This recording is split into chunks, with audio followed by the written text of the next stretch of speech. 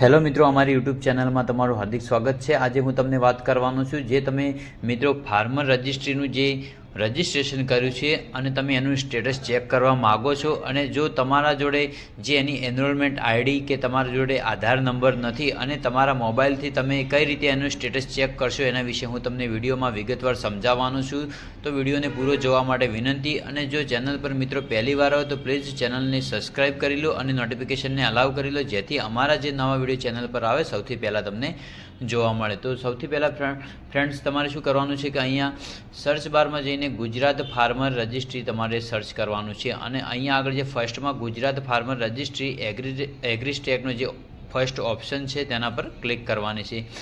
જેવી એના પર તમે ક્લિક કરશો એટલે એક આ રીતે ઇન્ટરફેસ તમારી સામે શો થઈ જશે।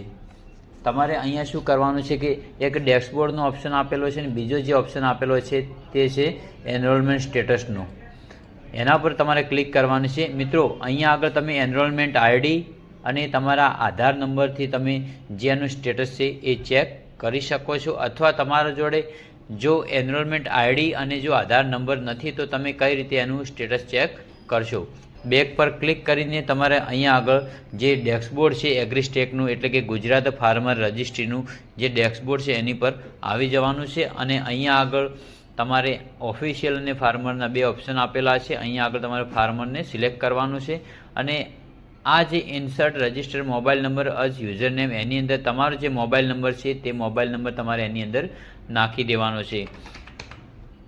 મોબાઈલ નંબર નાખ્યા પછી નીચે બે ઓપ્શન આપેલા છે, પાસવર્ડ અને ઓટીપી। જો તમને પાસવર્ડ યાદ હોય તો તમારે આ બોક્સની અંદર પાસવર્ડ ફિલ કરી દેવાનો છે, અને જો પાસવર્ડ યાદ ના હોય તો તમે ઓટીપી દ્વારા પણ આ જે પેજ છે એને લોગિન કરી શકો છો મિત્રો। તો અહીંયા આગળ મેં પાસવર્ડ નાખી દીધો છે। પાસવર્ડ નાખ્યા પછી જે કેપ્ચર આપેલો છે કેપ્ચર કોડ અહીંયા તમારે નાખી દેવાનો છે।